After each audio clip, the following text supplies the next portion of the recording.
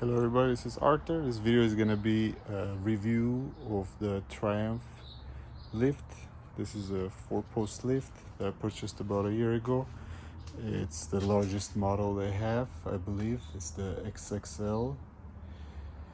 It comes with a cord that you connect right out to your outlet.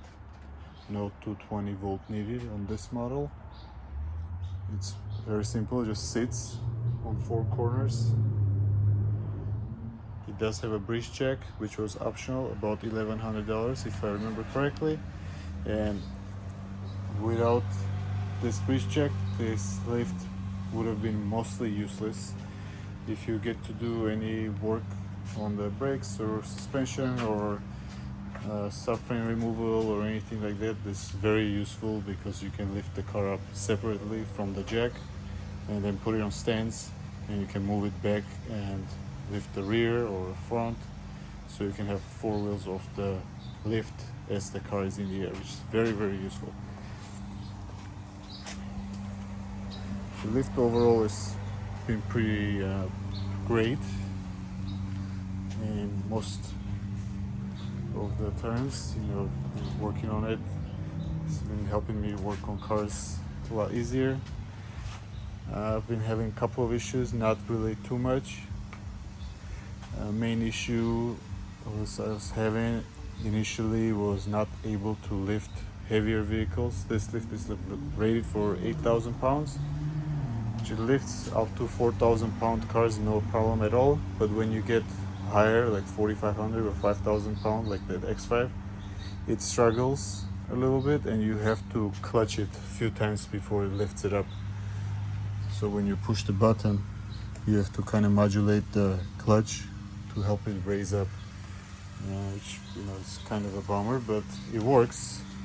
But I wish it had a little bit more power. I don't know if it needs larger capacitors or just not enough power for the motor or something. But if you work mostly on lighter vehicles, like 4,000 pounds and lighter, it's pretty awesome. Other than that, the lift is very low, so lowered cars can get on it pretty easy. Most of them, I had to shave these a little bit from the sides to contour my concrete. This is not super smooth,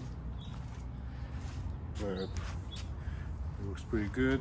I can drive on with the lowered cars, no problem, most of the time. And the lift was about $3,600 with a jack last year, and it was also $750 for installation. They have a person that comes and installs it for you. I didn't have time to mess with it too much. It was easier for me just to do it that way. So totally, it's about $4,400 into this lift. I believe now it's about $1,000 more the price, but definitely one of the best tools I have bought so far. Now I'm gonna demonstrate with a couple of different cars on the lift and see how it goes up.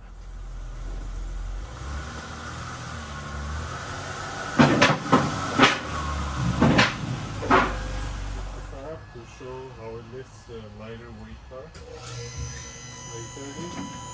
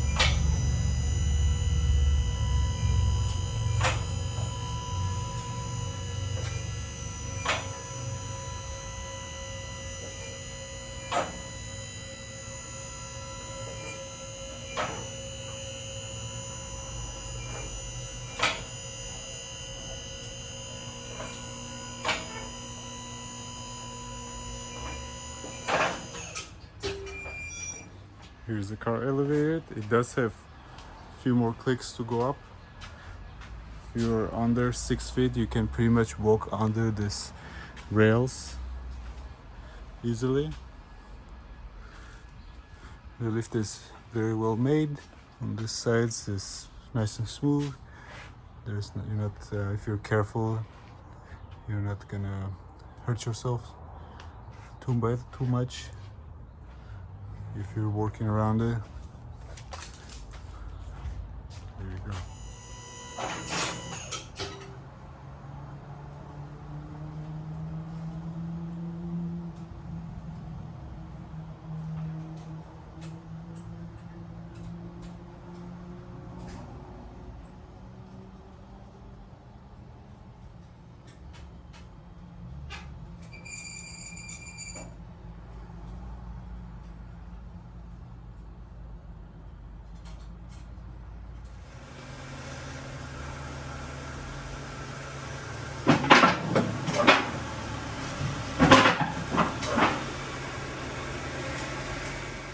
Okay, this is my 2013 BMW X5 35i. It weighs almost 5,000 pounds. Now we're gonna lift this one up and see how it does.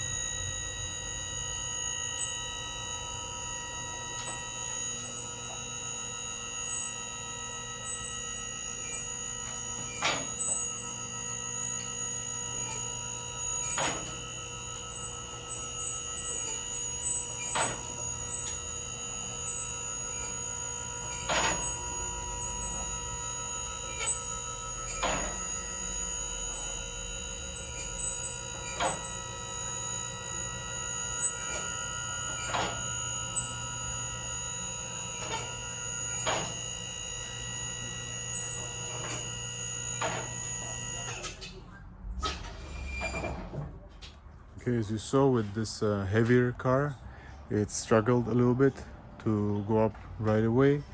I had to depress the engaging clutch one time or two times for it to be able to keep up the RPM enough to raise the car up. I have raised up heavier cars with this GL 550, I had a G-Wagon and a Sequoia and stuff. Those go up too, but you have to depress them a few more times than this car does. As I said, mainly if you work on 4,000 or less, or close to maybe 5,000, it's pretty good. You're not gonna have really any issues. Just that part is the only issue I'm having once in a while. Other than that, I'm very happy with my purchase. It's a great lift. I'll definitely buy it again. And if you guys are working on your own cars or on other people's cars like I do, and this is a great tool if you have space, and definitely paid for itself many times already.